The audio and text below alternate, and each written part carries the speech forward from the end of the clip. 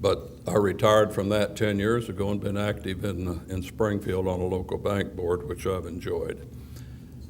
But the thing about education is, I was glad that Brent did mention White River, because I've always thought that I was raised, my parents had a job, but I never had any money.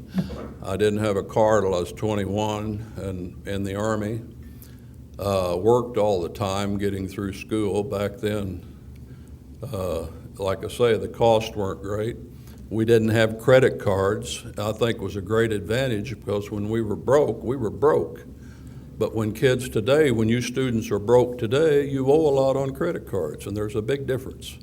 We didn't worry about it. When we were broke, somebody'd always, buy us a hamburger. But there was a big difference in that. And so we were broke, we were still happy, because we were just too ignorant to know any better, actually, because we didn't owe any money.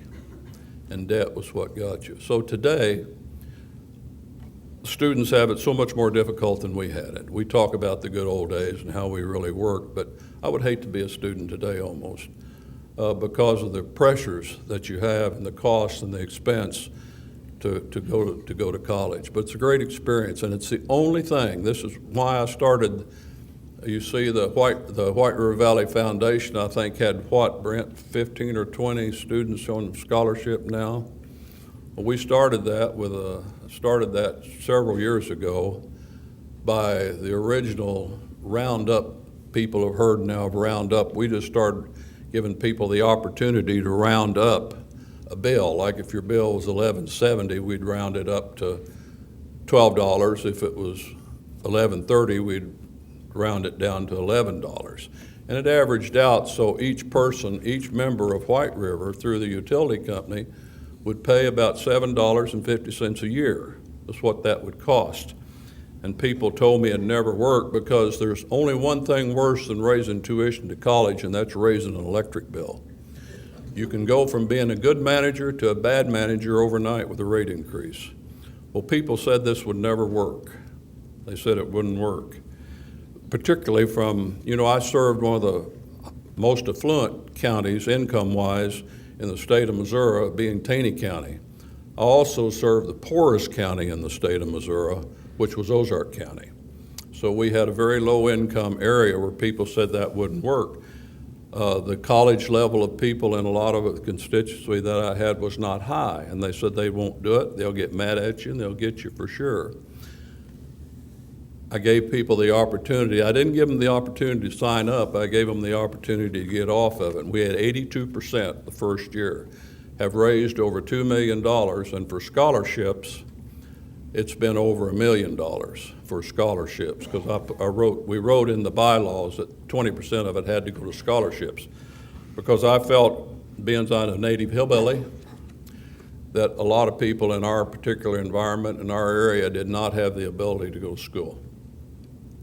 And so we started that, so I was proud of that. Then when Glenna and I have been very fortunate the past few years to be able to donate to form scholarships, and to the best ability that we do, because we owe the school so much. Our whole family graduated from here.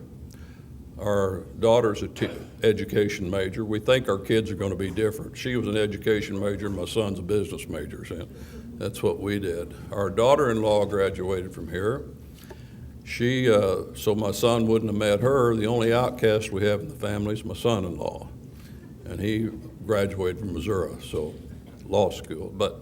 So we're very happy to give back, both Glenn and I, and we hope that in forming our foundation, that we hope our children we named it the Frazier family, so we hope that our children, Dr. Nitzel, you can squeeze them a little later on, but we hope that they'll have the abilities, and I think they will, to give back to the university. But the reason we were so interested in this was Glenna was not the only one now, but the first one in her large family to graduate from college. My parents totally, of course, never had the opportunity, and they couldn't afford to send me, but they helped when they could. So education is the only thing they can never take away from you. And in this particular time and era where the market is, you have to have some kind of education to do it.